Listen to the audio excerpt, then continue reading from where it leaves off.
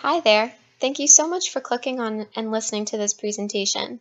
My name is Katie, and today in this presentation, I'm going to be talking about the unique concerns of older adults in the workforce and how we as career counselors can address them to help our clients overcome these barriers to success. So without further ado, let's jump right in.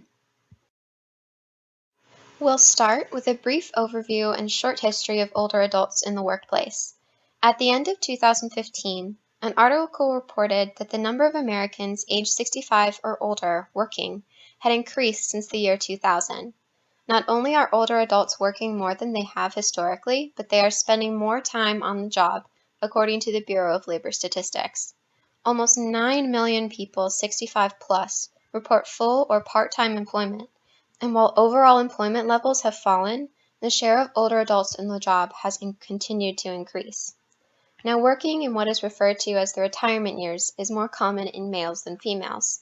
While men compose only 45% of older adult population, they make up 55% of older workers. This phenomenon is not unique to any one race or ethnic group, although individuals who identify as Asian or white are slightly more likely to be working past retirement age. Generally, older adults remain in the workforce for financial security, reliable health care, and/or personal fulfillment. Older adults are likely to be found working in management, legal, and community service work areas, and are less likely to be found in accommodations, food service, computer, mathematical, and construction areas. Today, adults have a greater chance of living beyond their 65th birthday than individuals did in 1950. 65-year-olds today are not the same health age as 65-year-olds were in the 1950s. Today, older adults are healthier and younger by about 9 years. A year of life today is not the same unit as it was in 1950, just like the value of the dollar is not the same. And since people are living longer, perhaps individuals should postpone retirement and continue working on longer than they anticipated. However, there are some problems with this frame of mind. For many older adults, retirement is not an option. Some feel they have no choice but to keep working, or simply cannot afford the cost of a retirement that is lasting longer than before. This hopelessness and lack of options can increase financial stress and take an emotional toll on older adults. And what happens when an older adult looks for employment for extra money or simply wants to switch jobs? They have a much harder time finding employment, leading to higher rates of long-term unemployment. Beyond the age of 50, there is a large penalty towards how quickly someone will find a new job. Older adults are more likely to be unemployed almost 6 weeks longer than someone between the ages of 30 and 49, and 10 weeks longer than someone between the ages of 20 and 29. And the chance of being re-employed decreases by 2.6% with every birthday. Ultimately, when older adults do find jobs, they are lower in pay and less personally satisfying compared to previous jobs. Perhaps that contributes to the difficulty of this job search is the fact that the methodology of the job search has evolved rapidly to online forums. Competition for jobs has increased dramatically, and older adults are now competing with individuals who are younger than they are. Additionally, older adults may have difficulties adapting to fast-changing technology and have difficulty transferring skills from one industry to another. Older adults tend to have smaller social networks, which limits the amount they can rely on friends and coworkers for job suggestions. Finally, no discussion of older adults in the workplace would be complete without a discussion of age discrimination. Age discrimination is exactly what it sounds like. Discrimination based on age, and it manifests into stereotypes widely distributed about different age brackets. AARP released a study in 2008 that found 60% of workers between the ages of 45 and 75 had experienced or witnessed age discrimination in the workplace. While age discrimination is illegal, that does not mean that older adults are not losing jobs in large numbers and competing for jobs with skills that may not be as competitive as younger applicants. Employers may be reluctant to hire someone who might come with higher healthcare costs and shorter company futures. Older applicants may be dismissed with the excuse of being overly qualified for a position. While the Age Discrimination in Employment Act protects workers over 40, and forbids treating job applicants or employees less favorably because of age. Proving age discrimination is difficult because the burden of proof in age discrimination lawsuits is higher. Age must be the leading factor, not just a contributing factor. Now, considering all these factors, how can career counselors help? The New York Times reports that the number of people over 50 seeking career services is growing significantly. While people often seek short-term, easy decisions, options like career counseling that provide more fulfillment and purpose are more important and becoming more popular, especially with older job seekers. So, how can we as career counselors best serve these individuals? Well, considering career counseling theory is a good place to start. Classic career development models such as Super's model were based on white working males and age-bracketed expectations that can resemble age stereotypes. Our workforce has evolved a lot since then, and newer theories such as bridge employment, third chapter, encore careers, and life reimagined better capture the dynamics of increasing life expectancies. The narrative identity theory has been shown to be particularly beneficial for older adults. This theory comes from a social constructivist perspective that endeavors to understand and encompass a client's ever-changing life story. It is based in the idea of providing meaning and purpose in a world often defined by other people. Within the narrative identity, there is consideration of the social forces perspective, which suggests that early life is the basis for experiencing life and sets the lens through which a generation will view the world. In this perspective, there is an examination of generational cohorts. This perspective may be helpful for younger counselors, especially when trying to understand the social and historical context of a particular client. Furthering the evidence for narrative identity, career counseling with older adults may be more productive when it takes the form of examining the client's perspective and avoids discussions of the psychology of aging in counseling sessions. Not only does this support a positive environment, but it encourages a strengths-based career counseling perspective in conjunction with narrative identity. Focusing on an individual's strengths allows older clients to focus more on their attributes and contributions rather than any perceived losses or deficits due to their age. In terms of career counseling assessment tools, qualitative career assessments are recommended. Qualitative assessments help to increase self-awareness and client involvement and can be tailored to each person. Methods such as card sort and narrative systemic approaches are particularly beneficial for diverse populations and support social justice. The Strengths Self-Efficacy Scale, or SESS for short, was developed to allow career counselors to assess a client's perception of their ability to build personal strength and apply those strengths to daily life. In a 2013 study, the SESS was found to be internally consistent and an adequate tool to measure perceived self-esteem and life satisfaction. While this is a relatively new assessment tool, it may be of importance in strengths-based approaches.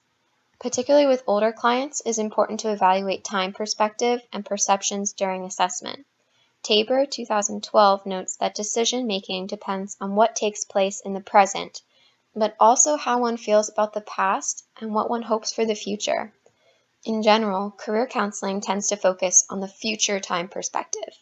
However, relationships exist between the past, present, and future time perspectives and impact career decision. This causes difficulties for older adults.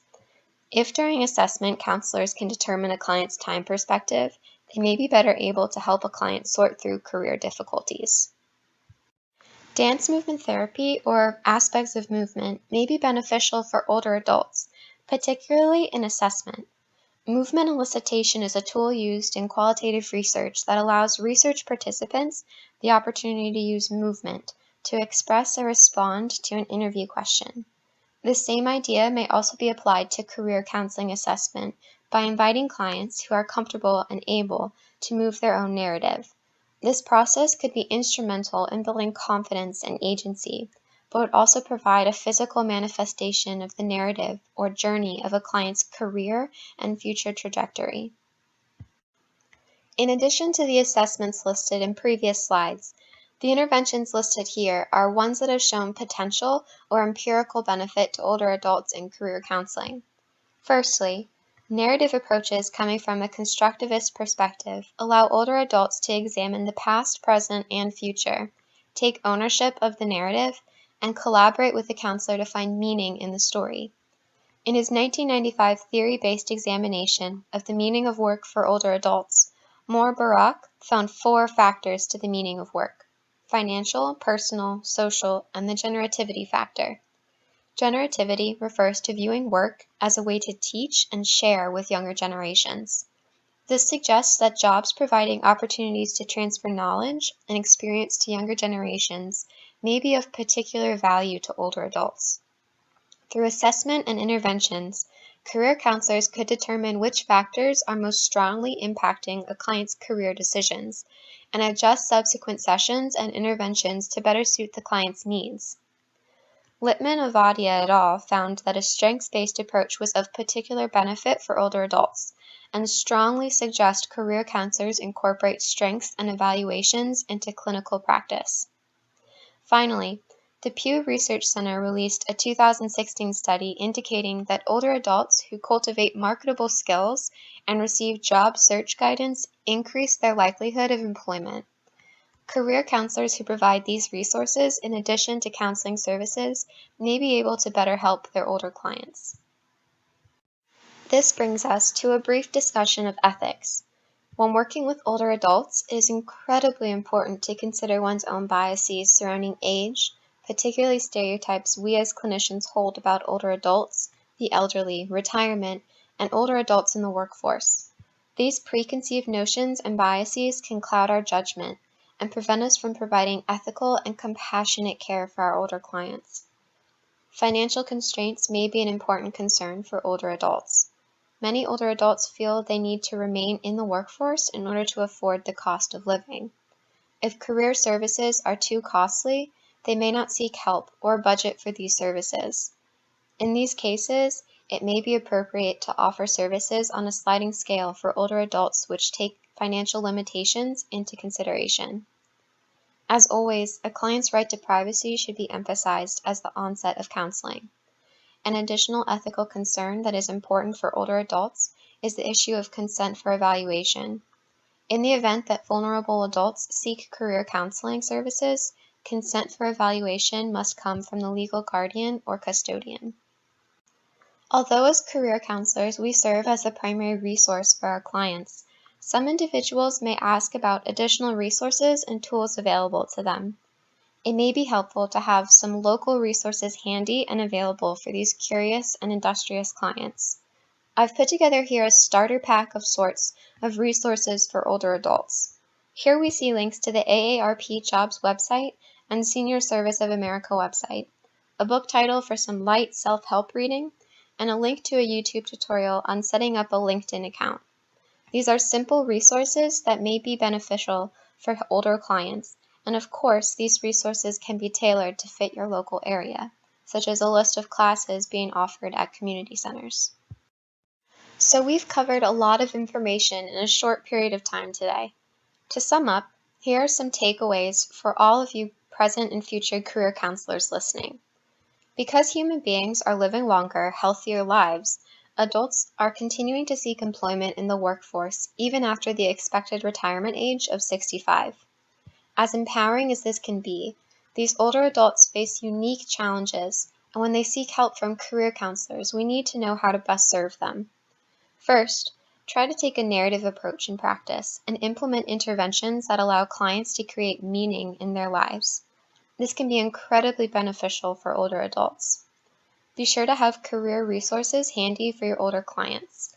While you are their career counselor and a primary resource, a seminar on job hunting or tutorial on LinkedIn are helpful secondary resources that clients may find useful. But most importantly, never forget to be open, to be generous, and to continually check your biases when working with any client, not just older adults. If you want to learn more about older adults in the job market or check out any of the articles referenced in this presentation, please take a look at the sources listed in the next 4 slides.